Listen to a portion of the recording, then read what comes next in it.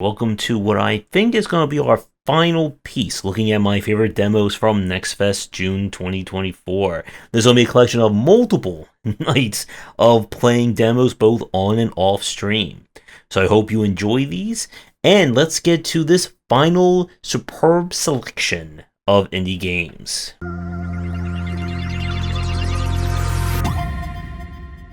We are starting things off with Kemono Heroes. This is a run-and-gun action game.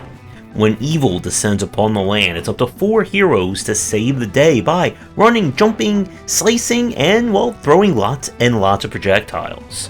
Our gameplay here is kind of in a similar vein of like a Gunstar Heroes style. Each level will have you exploring a very beautifully detailed environment, fighting lots of enemies, bosses, and doing other shenanigans as well. The kind of twist or unique hook is that the money that you pick up in the middle of a level can be used to buy upgrades or power-ups after the level. And if you're playing this on the highest difficulty like I was, you definitely want to get those damage ups whenever you can. Now, this is definitely going to be more on the action side of things. Like, this is not going to be a roguelike or anything along that style. Each level is self-contained, with a variety of set pieces and boss fights. Now, if you play this local, or I'm assuming with the Steam Remote Play feature, you can have up to 4-player co-op as well. The store page does not hint that there will be any other form of online play, unfortunately. I enjoyed this one. If you're looking for a challenge, then this game will certainly give it to you for the highest ability, where enemies can easily knock out your health, and you will need each and every one of those upgrades. The art style is really fantastic, and yeah, just a really solid action game. So if you're looking for some modern retro fun and have up to 3 friends who want to join in, then you should definitely give this one a try. We now go to Overrider. This is a beat-em-up roguelite. When a woman wakes up 200 years in the future after betrayal by her family, she's going to need to figure out what happened to her and to the future by punching, kicking, jumping, shooting, and slashing anyone who gets in her way. In this beat-em-up, you'll be exploring different kind of districts each night, which will determine which enemies and events you'll run into. You also have the power to override or hack any minor enemy when their health gets low, taking over their body, which will enable you to have access to their moves. Every character in this game has unique abilities as well as different ranges for attack, mobility, etc. After the night is over, any resources you find or get access to can be used for upgrading purposes. The more you use specific forms, the more they will upgrade. As you upgrade, you'll be able to then get access to or have stronger enemies appear in each level, which you can then hack and take over, as well as unlock permanent boosts, such as more items showing up, having base increased attack damage, etc., etc. The combat felt good. It was a little clunky in a few areas, like mainly when it comes to dodging or getting out of the way of enemy attacks. This is a game where every enemy can kind of attack you all at once, and during fights where there's like multiple guys going at you at once, it can be a little bit hard to get in. But I enjoyed this one, and like the game I mentioned in the last video, I'm always looking forward to like a beat 'em up with roguelite elements. So if you're looking for some futuristic beatdowns, then definitely give this demo a shot. We now switch over to Sealed Bite Extended. This is a Metroid Vania, where a girl goes into a mysterious forest after her family starts disappearing one after another to meet the forest guardian. But the guardian decides to give her the power of, well, a werewolf in order to solve the case on her own, and she is going to do just that. Our main tech here is that you can kind of charge and hit an enemy or specific targets by locking onto them, provided you have stamina, which recharges slowly in the upper left. As the game goes on, you'll be able to find kind of magical medicine that will reveal or bring back the family members, which you can then use to get specific upgrades. We didn't get a chance to see a lot in terms of new upgrades or additional tech from this demo, but really enjoyed the kind of pixel art style here. Now, the difficulty of this can be a little bit different, or a little bit varied, based on how you're approaching the dash. You see, whenever you dash into an object, it carries your momentum. So if you approach something at the wrong angle, you can fling yourself into a spike pit, or into a spot where you'll have to kind of reload or take a death. And it did feel a little bit janky in some spots with some of the enemies, since it doesn't carry you as far as I think I would like to see, at least at the start. You do not, or at least from the demo, have like a double jump or any additional movement tech, but I'm sure there'll be more in the main game. So this is definitely another one for fans of movement-centric Metroidvanias. If you're looking for a challenging Metroidvania that's all about moving and dashing rather than hacking and slashing, then give this one a try. We now go to a Vampire Therapist. This is a visual novel / like mental health game. We play as Sam, a vampire who has spent hundreds of years trying to make himself better after spending a lifetime of murder and killing. And this was before turning into a vampire. And now he has come to Germany to learn about ways of performing therapy and learning more about mental health practices and issues that people solve through day to day, whether they are a vampire or not. If you're hoping for some hardcore action and blood-sucking, this is not going to be that game.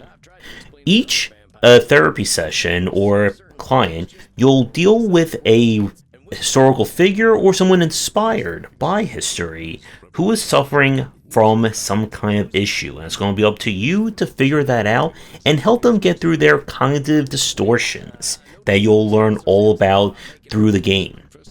This one is, again, going to be for the visual novel fans, but I do like the premise and kind of like trying to deal with things from a mental health perspective, rather than, again, just going through and just hitting next on each dialogue box.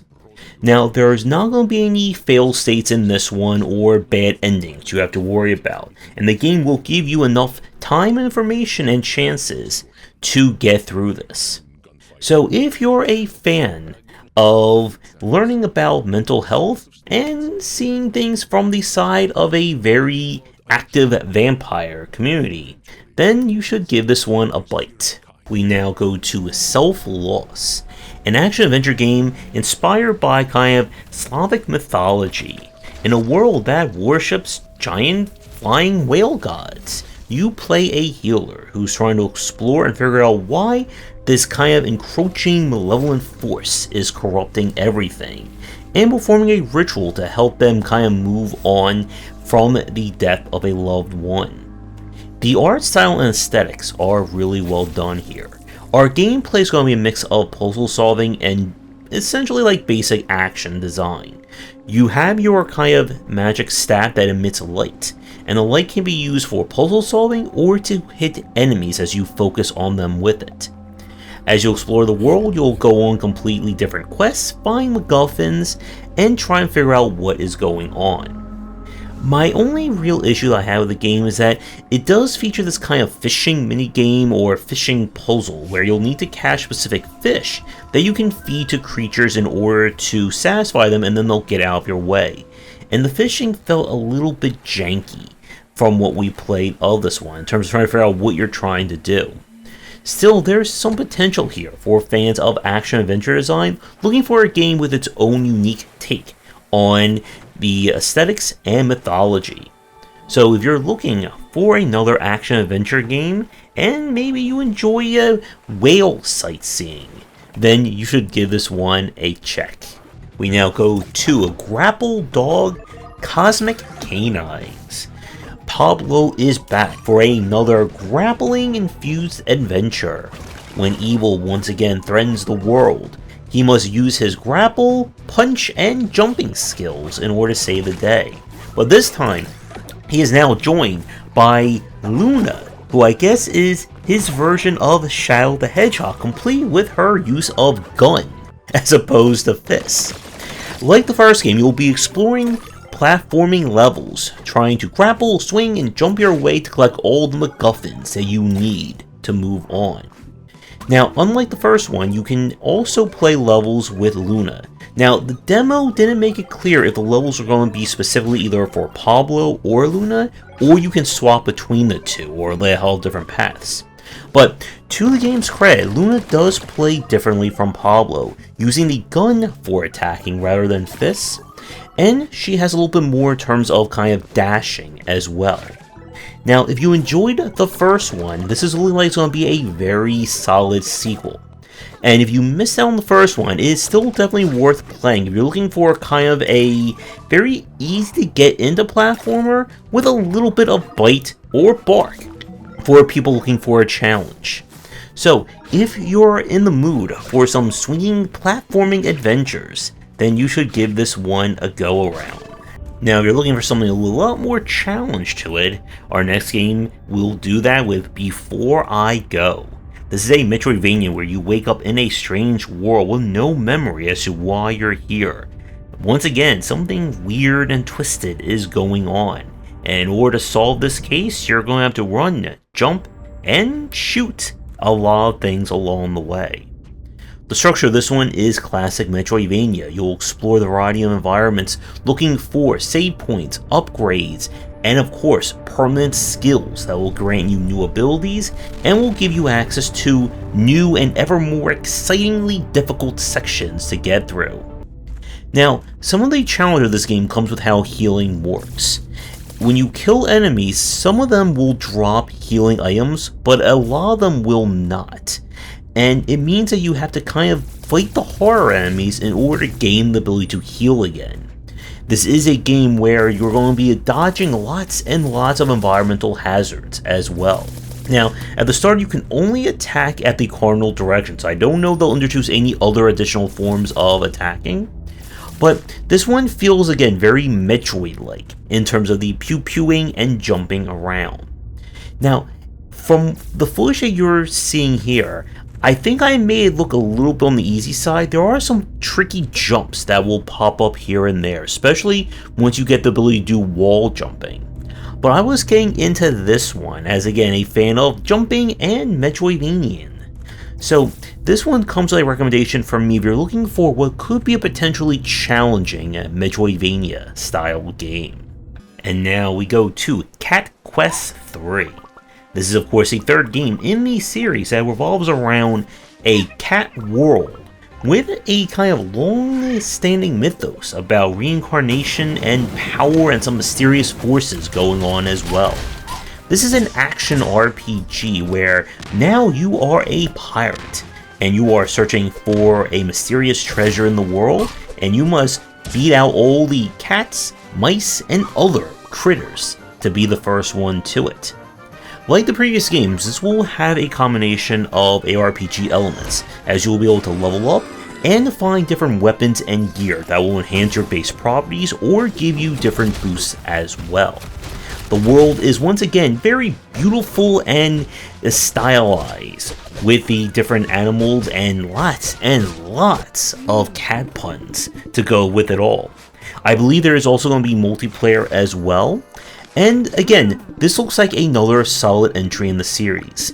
The gameplay, from what I remember of the first game, is that it's going to be just built on you exploring the world. Like, if you're hoping for like things to escalate or get incredibly difficult, that's not this kind of game.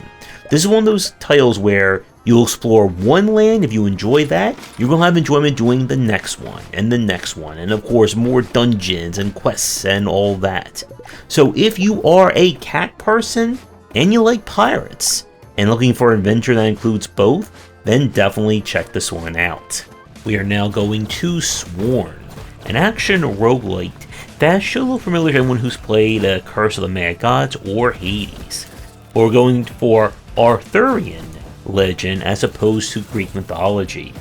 King Arthur has become corrupted, as well as the Knights of the Round Table, and it's up to us to take back the land, hacking, slashing, and dashing our way through it.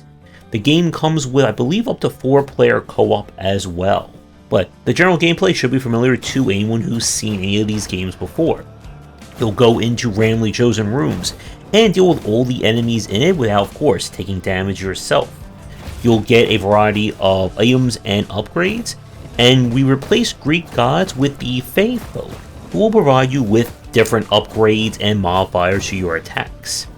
Each one of the game's unlockable characters comes with a different weapon as well as different skills, and you can also upgrade each character's individual weapon, or kind of upgrade your kind of massive persistent or meta progression to unlock new features, quality of life stuff, etc, etc.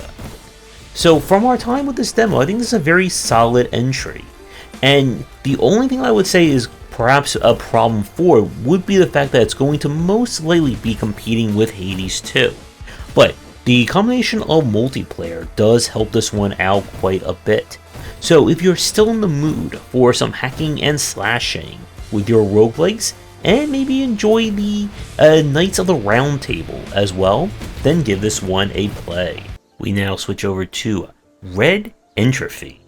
This is a horror adventure game, despite what the visuals are showing you right now. You are on a colony on Mars, waiting for your wife to make the trip. There's some concerns about riots and problems at the spaceport, but again, nothing seems to be too much of a concern now. And then it turns out that it's now 14 quintillion years in the future. Most of humanity is dead, and you have been sent on a suicide mission to find the remaining resources left on a mysterious mining colony that may save what's left of humanity. And I'm sure there's no strange things down there as well. The demo definitely has style. I love kind of like the moving around in the events and using the diegetic GUI here for map and checking your sanity, which did not come up at all during the demo, but does make me wonder what's going to happen in the main game. The only issue that I have with the demo is that it is on the short side, and it's definitely more about the mood and the aesthetic rather than showing off some of the more, I guess, major gameplay points of this.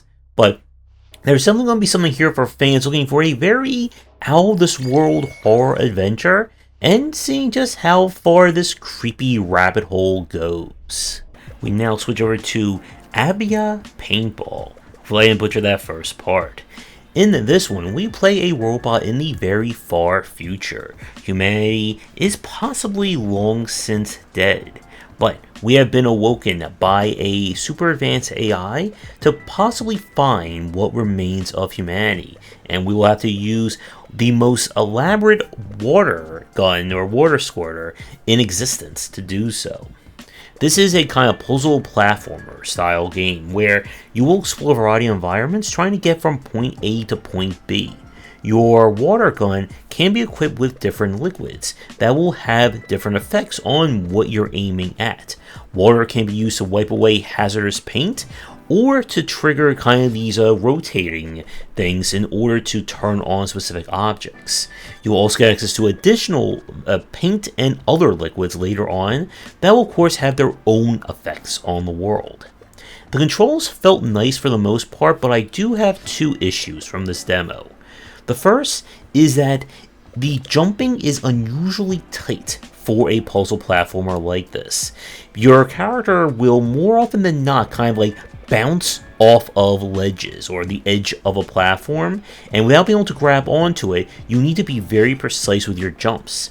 Now the game will checkpoint after each room, which does help, but it still felt there are a lot of times I was just not making a jump despite how easy it looked. Now I don't know if you will get additional movement tech later in the game. The other issue, and this is one that will most likely, and I hope, get fixed, is that I ran into a soft lock near the end of the demo that prevented me from basically making any more progress. So with that said, the platforming here is still solid, and I do like the kind of different take on the puzzle platforming. If they can get things to be a little bit more smoother all around, then this could be a solid game worth checking out. We have more platforming up next with The Rise. This is a challenging kind of time trial based platformer. You play a bunny duo who are trying to escape from a mysterious abyss, and they must do it as fast and as accurately as they can.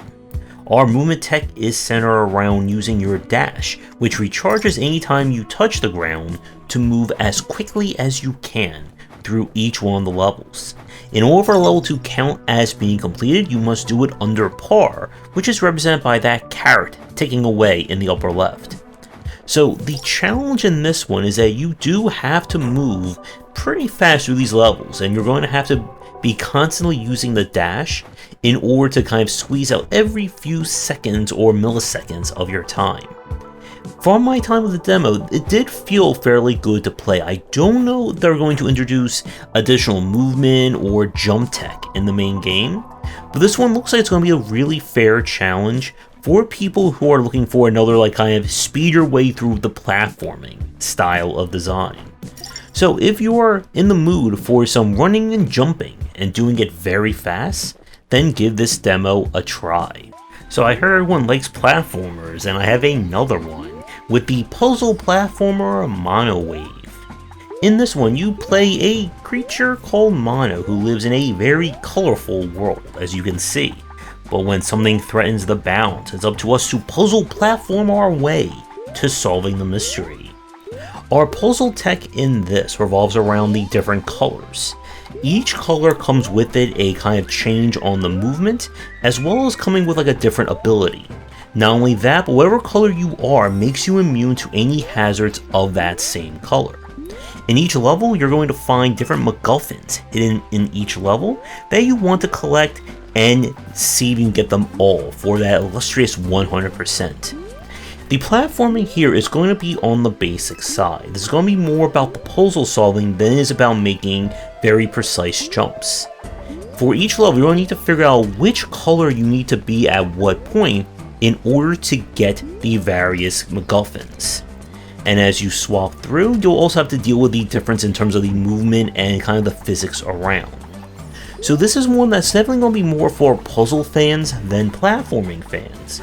But I love the art style, and it looks like there's going to be some challenging times to be had. If you're just trying to play this to get through levels, it shouldn't be too hard.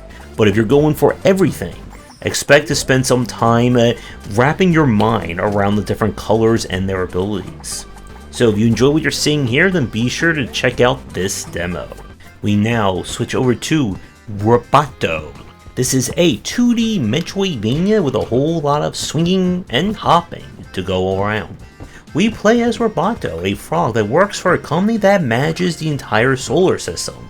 And when they accidentally destroy every planet except for Earth, it's up to Rubato and his crew to go down to this strange planet, find the remaining planet bits, and get it back before anyone notices the missing solar system.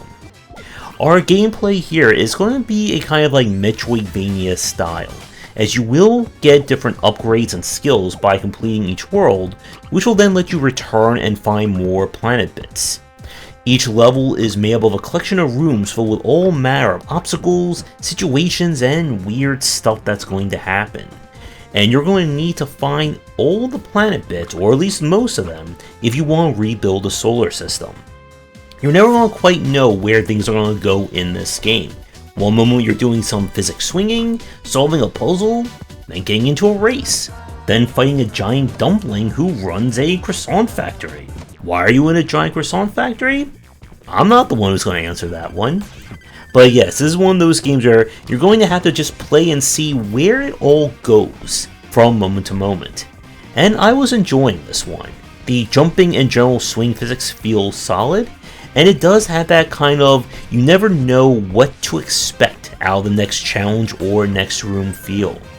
So if you're looking for some collecting and you enjoy swinging around from here to there, then definitely give this game a try. We now go to What the Car. This is the sequel to What the Golf, a super accurate simulator of golf physics. And as you can see by the footage here, this game follows in an equally serious suit.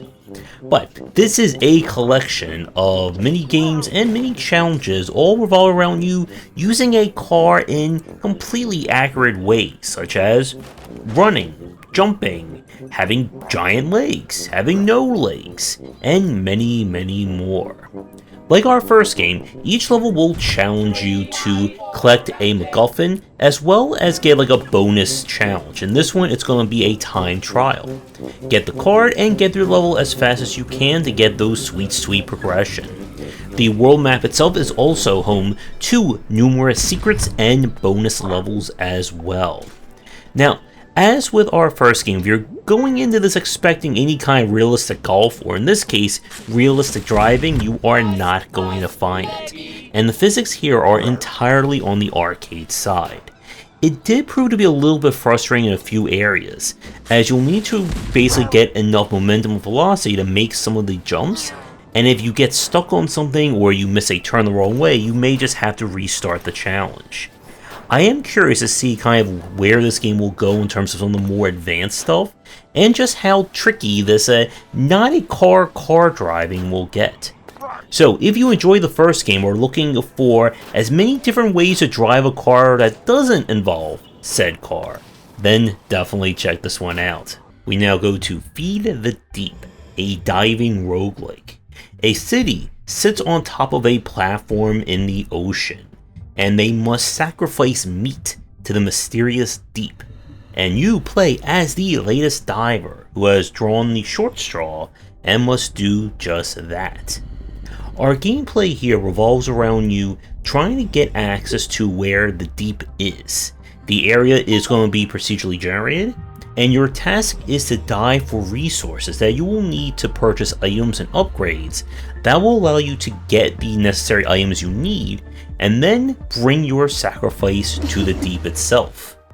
The main game promotes having multiple events, more challenges, different difficulties, etc, etc. And if you're expecting kind of like the Dave the Diver formula, this one doesn't quite do that. Your only weapon is your flare gun, and you are limited in terms of ammo. You'll need to keep upgrading your oxygen tank, as well as your ability to dive further and further. But I don't know what else they will add in the main game in terms of items, progression. There will be kind of permanent meta progression or not. The game definitely does right with like a very spooky underwater aesthetic. If you're claustrophobic, this is probably not going to be the game for you. It can be a little bit hard to see, as lighting and visibility is a major factor here. But I was enjoying this one, and I am curious to see where they will go with the finished game, and pun intended, just how deep this experience will get. So if you're looking for some slight horror under the sea, then be sure to check out this demo. We now go to Witchroid Vania, a magical girl's fantastical adventure. This is a Metroidvania where you play as a mage-in-training magical girl who's setting out in the world for fun, mystery, and adventure, and of course, leveling up and collecting loot. Our gameplay here is going to be revolving around you exploring the world, fighting enemies, and getting the money and resources you need to progress. There will be upgrades in the form of finding tools and purchasing new spells. You can have up to 3 spells kind of equipped to your kind of set, and as you use spells, they will level up, increasing their potency. You can also buy new spells and slot them in however you see fit, with each one belonging to a different elemental type, and enemies having different strengths and weaknesses and all that good stuff. From our time with this one, it does feel like a little bit janky in spots. Movement can be a little bit tricky, especially with trying to avoid some of the more active enemies, but this game definitely had a charm to it. I am interested to see where they will go with these mechanics in the finished game, and also if there will be any more like advanced spells or features along those lines. So this one is definitely more going to be on the combat-centric side of Metroidvania. So platforming and hardcore jumping is not going to be the focus here. But if you're looking for some magical girl adventures with your Metroidvania, then be sure to check this one out. We now go to Scarmonde. This is a dungeon crawling JRPG. The town of Scarmonde apparently sits on top of a massive dungeon, and as per dungeon crawling rules, everyone is going to go down there to seek fame, fortune, and glory. And you are going to have to build a party of 4 adventurers and do just that. The game itself definitely features some cues from some more modern dungeon crawlers, despite the very obvious retro inspiration of some kind of not so final JRPG series. Each class has its own unique restrictions in terms of what gear they're allowed to use, and they will also get their own specific skill tree. As you kill enemies, you'll acquire skill gems or skill orbs that will allow you to unlock new active and passive skills for each character. So the dancer can provide buffs, your knight is your heavy hitter, etc, etc. Combat is of course entirely turn-based, and I believe the world is hand melee. I don't think this is randomly generated, but I'm not 100% sure. And you'll be going from floor to floor, treasure to treasure, enemy to enemy. I think the game nails the retro aesthetic with the pixel art and chiptunes perfectly. If I had any issue with this one, is that it does feature the same kind of old school random encounter system of JRPGs, where you could get into a fight every 2 steps, take 15-20 steps, nothing happens, and everything in between. Now I do wonder if there will be a way to manipulate or affect the random encounter rate in the main game. So there is a lot of potential here for JRPG fans, and especially fans of dungeon crawlers. So if you like what you see and are looking for a good old dungeon to do some crawling into, definitely check this one out. We go from retro to future with The Altars. This is a survival, action, adventure, maybe more adventure style game. We play as Jan, an expert in terms of building and machinery, who has been hired by a company to explore a mysterious planet to find the resource known as Rubato. But when he lands, the entire crew is killed except for him. He must now survive by collecting resources, upgrading and retrofitting his mobile base, and trying to uncover the mysteries as to why he's here.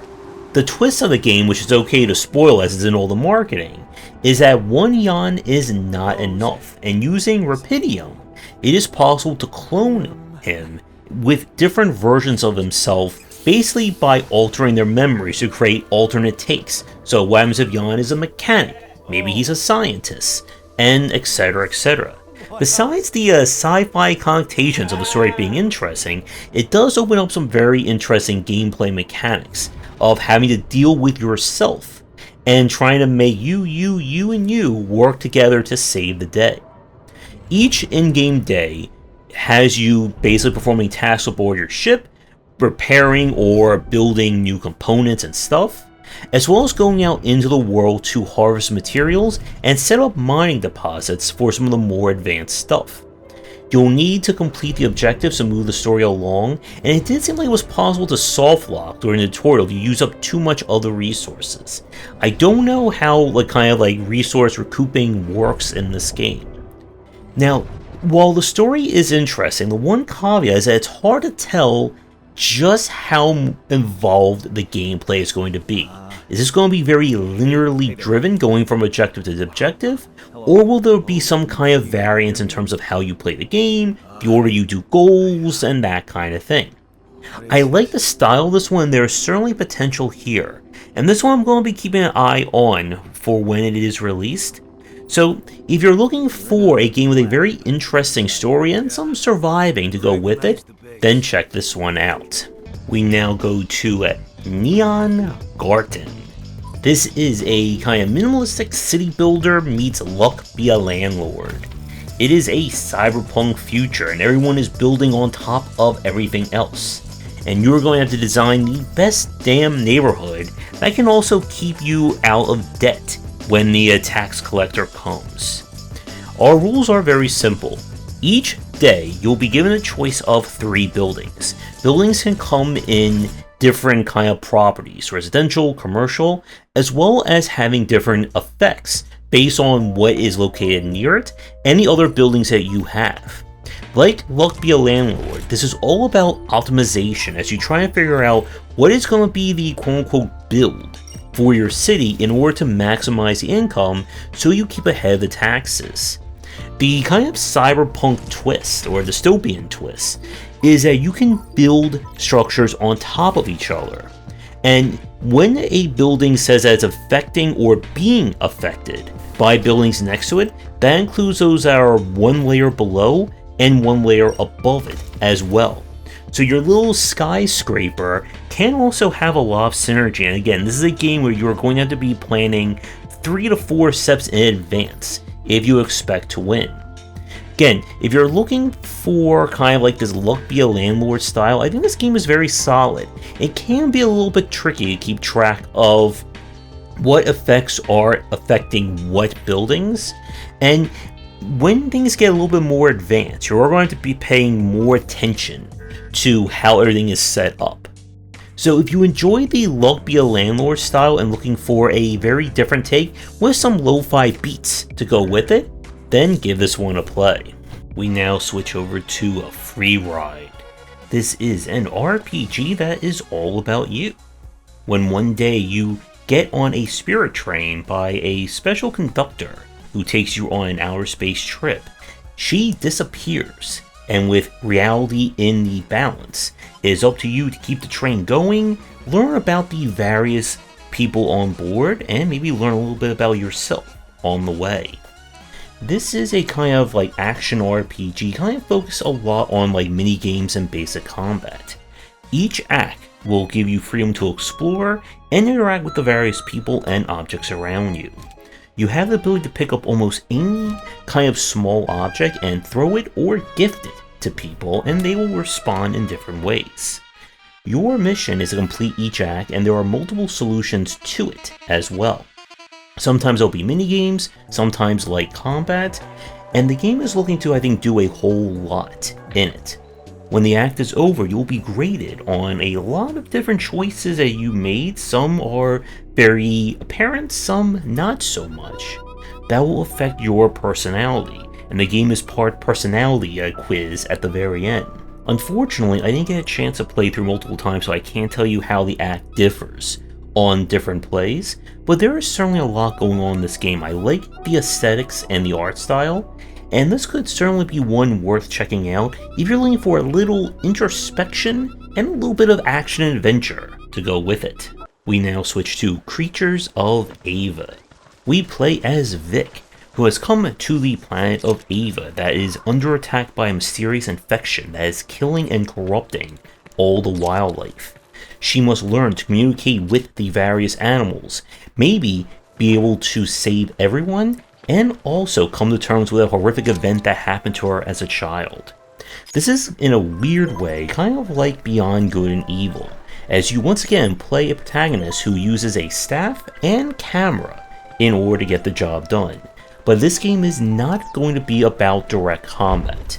Instead, your staff kind of releases a beam of purifying light, and this light can be used to cure the various animals of their infection.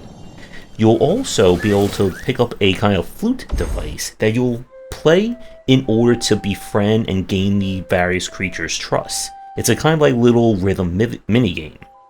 Once you have them following you, you can use them to solve puzzles or get around the environment, all the while collecting as many as you can to save and move off-world. Your camera is used for taking a variety of photos, almost similar to that of a Pokemon Snap, as well as getting access to upgrades that can make your camera better, give you more moves during combat, puzzle solving, etc.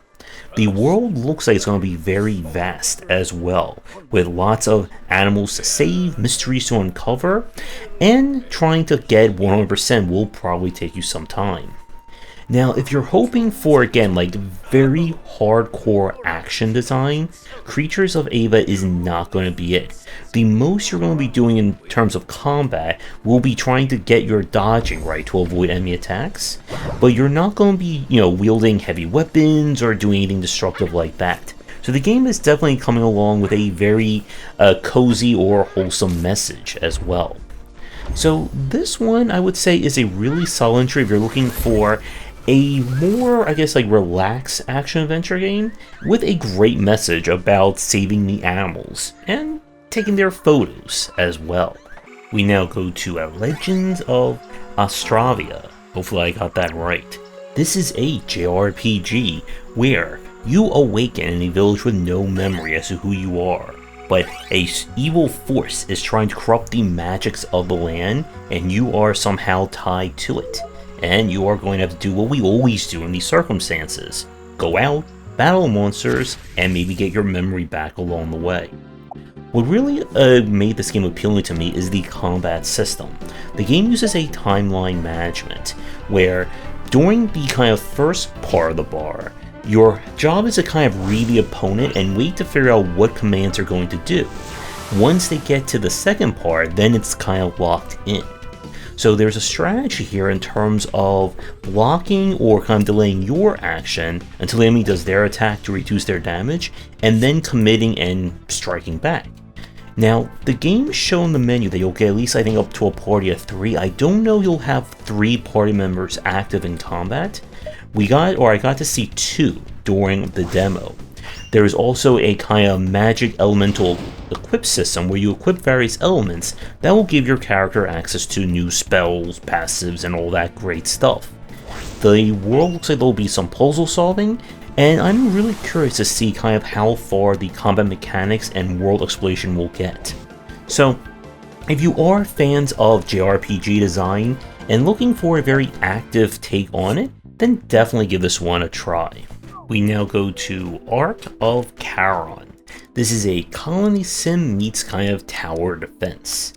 You control a group of kind of golems who live on the back of a giant creature trying to roam the land and keep it alive.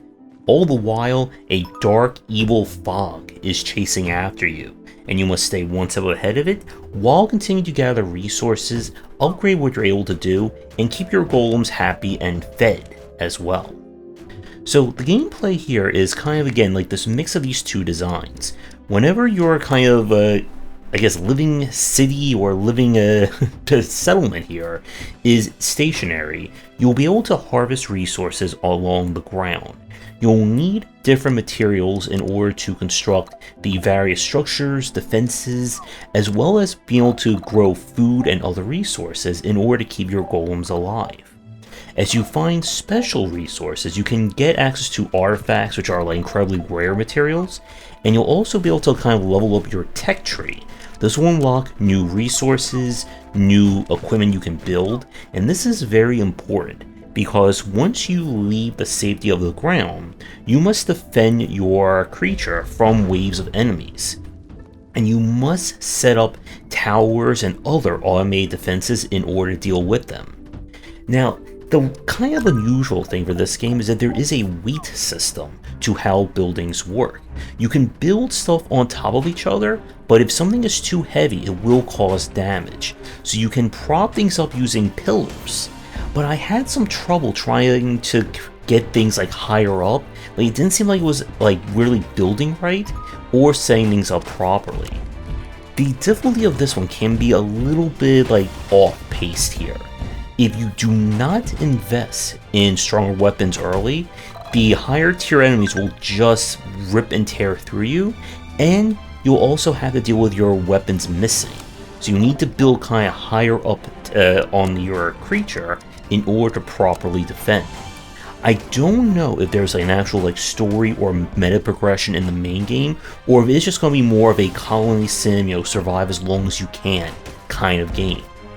I still enjoy this one. I think there is potential for someone who's looking for kind of either a more advanced tower defense or a less complicated colony sim. So this will be one I would recommend if you like what you're hearing and looking for this kind of take on this design. Alright, it's time for our final demo at long last, and it goes to Republic of Pirates. This is an economic-focused city builder. When the Republic of Pirates breaks down and your father is killed in the process, you will take revenge on those pirate lords the only way we know how to do it, and that's by building and cultivating successful settlement, making sure your economy is right, and also making sure everyone has enough rum to keep happy. Our gameplay here is very Anno based. You'll build your settlement by constructing basic resources, setting up production chains and logistics, and making sure you have enough workers of each class that can fill the professions for each one of your buildings. There is a more involved focus on combat in this one, as your ships, who all like to sing sea shanties, that was not easy to say fast, can go out and fight enemies, collect treasure, and each ship has kind of a special power you can use during combat. You can also hire captains who will have different strengths and bonuses based on certain stats that you can attach to the ships. Now, I like the theme and the style of this one, and like I said, it has a lot of the Anno DNA here. It does have some quality of life issues. It's hard to tell how much resources you're building versus how much you're consuming, and I'm not so sure just like how, I guess, much the sea lakes are going to be in this one. But if you enjoy the Anno focus, again, like an economic city builder, and looking for a very pirate theme and easier to get into take, then definitely give this one a try. And with that, we are done at long last until our next Fest. Let me know what some of your favorite demos are down below. If you'd like me to play your game for a future stream and showcase, please reach out. I'm going to go rest now, and thanks again for watching, and see you all in the next video. Thanks for watching, and a special thank you to our Patreon supporters. If you enjoyed the video, do the YouTubing stuff, be sure to visit our Discord and Patreon, and you're interested in more in my thoughts on design, check out my game design books.